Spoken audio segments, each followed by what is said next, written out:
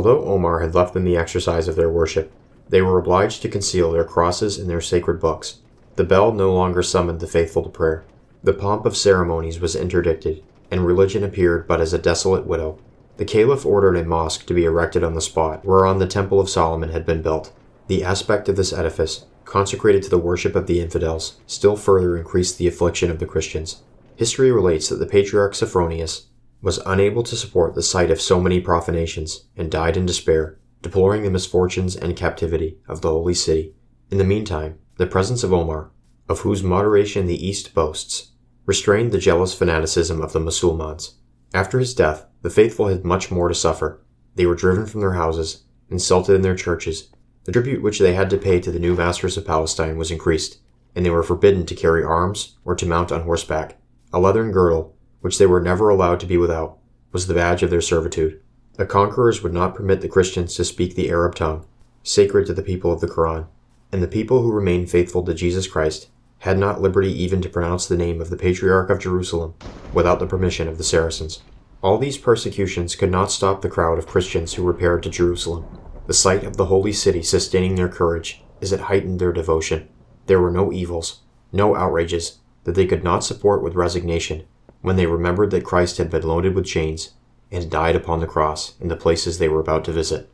Among the faithful of the West, who arrived in Asia in the midst of the early conquests of the Musulmans, history has preserved the names of Saint Arculfus and Saint Antonius of Plaisance.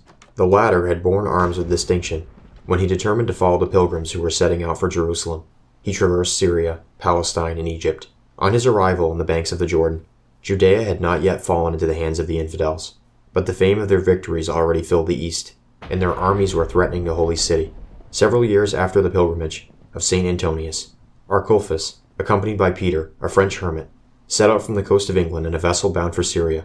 He remained 9 months at Jerusalem, then under the dominion of the enemies of Christ. On his return to Europe, he related what he had seen in Palestine, and in all the sacred spots visited by the pilgrims of the West. The account of his pilgrimage was drawn up by a holy monk of the Hebrides, for the information and edification of the faithful. The Christians of Palestine, however, enjoyed some short intervals of security during the civil wars of the Musulmans. If they were not freed from their bondage, they could at least weep in peace upon the tomb of Christ. The dynasty of the Umayyads, which had established the seat of the Musulman Empire at Damascus, was always odious to the ever-formidable party of the Alides, and employed itself less in persecuting the Christians than in preserving its own precarious power. Marwan II, the last caliph of this house, was the most cruel towards the disciples of Christ, and when he, with all his family, sunk under the power of his enemies, the Christians and the infidels united in thanks to heaven for having delivered the East from his tyranny. The Abbasids, established in the city of Baghdad, which they had founded, persecuted and tolerated the Christians by turns.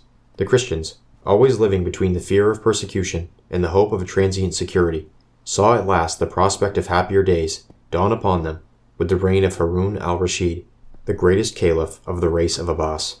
Under this reign, the glory of Charlemagne, which had reached Asia, protected the churches of the East. His pious liberality relieved the indigence of the Christians of Alexandria, of Carthage, and Jerusalem. The two greatest princes of their age testified their mutual esteem by frequent embassies. They sent each other magnificent presents, and in the friendly intercourse of two powerful monarchs, the East and the West exchanged the richest productions of their soil and their industry. The presence of Harun created a lively surprise in the court of Charlemagne, and gave a high idea of the arts and riches of Asia. The monarch of the Franks took pleasure in showing to the envoys of the caliph the magnificence of the religious ceremonies of the Christians. Witnesses, at Aix-la-Chapelle, of several processions, in which the clergy had exhibited all their most precious ornaments.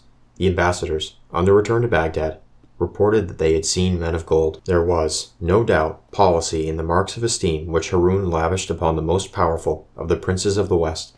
He was making war against the emperors of Constantinople, and might justly fear that they would interest the bravest among Christian people in their cause. Popular traditions of Byzantium foretold that the Latins would some day be the liberators of Greece, and in one of the first sieges of Constantinople by the Saracens, the report only of the arrival of the Franks had reanimated the courage of the besieged, and carried terror into the ranks of the Musulmans. In the time of Harun, the name of Jerusalem already exercised so powerful an influence over the Christians of the West that it was sufficient to rouse their warlike enthusiasm and raise armies to serve against the infidels. To take from the Franks every pretext for a religious war, which might make them embrace the cause of the Greeks, and draw them into Asia, the Caliph neglected no opportunity of obtaining the friendship of Charlemagne, and caused the keys of the Holy City and of the Holy Sepulchre to be presented to him.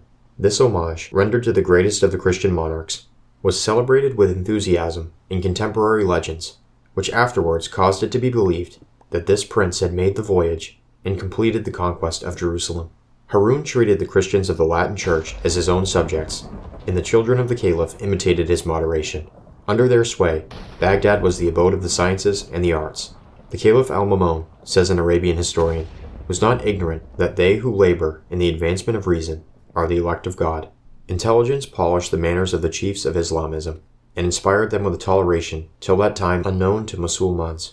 Whilst the Arabians of Africa were pursuing their conquests towards the west, whilst they took possession of Sicily, and Rome itself saw its suburbs and its churches of St. Peter and St. Paul invaded and pillaged by infidels, the servants of Jesus Christ prayed in peace within the walls of Jerusalem. The pilgrims of the West, who arrived there without danger, were received in a hospital, the foundation of which was attributed to Charlemagne. According to the report of the monk Bernard, who himself performed the pilgrimage to the Holy Land, about the middle of the 9th century, the hospital for the pilgrims of the Latin Church was composed of 12 houses or hostelries. To this pious establishment were attached fields, vineyards, and a garden, situated in the valley of Jehoshaphat. This hospital, like those which the Emperor of the West founded in the north of Europe, had a library always open to Christians and travelers. From the 10th century, there existed in the neighborhood of the Fountain of Siloé a cemetery, in which were interred the pilgrims who died at Jerusalem. Among the tombs of the faithful dwelt the servants of God. This place, says the relation of St. Antoninus, covered with fruit trees, dotted with sepulchres and humble cells, brings together the dead and the living, and presents at once a cheerful and a melancholy picture. To the desire of visiting the tomb of Jerusalem was joined the earnest wish to procure relics, which were then sought for with eagerness by the devotion of the faithful. All who returned from the East made it their glory to bring back to their country some precious remains of Christian antiquity, and above all, the bones of holy martyrs, which constituted the ornament and the riches of their churches, and upon which princes and kings swore to respect truth and justice. The productions of Asia likewise attracted the attention of the peoples of Europe. We read in Gregory of Tours that the wine of Gaza was celebrated in France, in the reign of Gontran, that the silk and precious stones of the East added to the splendor of the dresses of the great and the noble, and that Saint Eloi, at the court of Dagobert, did not disdain to clothe himself in the rich stuffs of Asia. Commerce attracted a great number of Europeans to Egypt, Syria, and Palestine. The Venetians, the Genoese, the Pisans, the merchants of Amalfi and Marseille had all stores in Alexandria, in the maritime cities of Phoenicia, and in the city of Jerusalem. Before the church of St. Mary la Latine, says the monk Bernard, already quoted, extended a large place or square, which was called the Market of the Franks. Every year on the 15th of September, a fair was opened on Mount Calvary, in which were exchanged the productions of Europe for those of the East. Greek and Syrian Christians were established even in the city of Baghdad, where they devoted themselves to trade, exercised the art of medicine, and cultivated the sciences.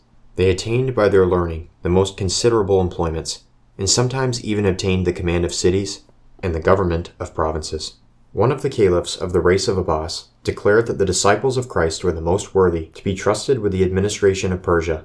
In short, the Christians of Palestine and the Mussulman provinces, the pilgrims and travelers who returned from the East, seemed no longer to have any persecutions to dread, when all at once new storms broke out in the East. The children of Harun soon shared the fate of the posterity of Charlemagne, and Asia, like the West, was plunged into the horrors of anarchy and civil war.